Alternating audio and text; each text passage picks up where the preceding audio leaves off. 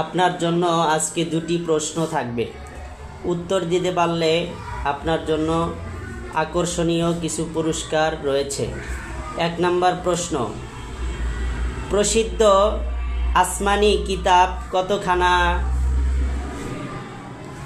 4খানা। মাশাআল্লাহ। কি কি? তাওরাত, জাবুর, ইনজিল, কুরআন।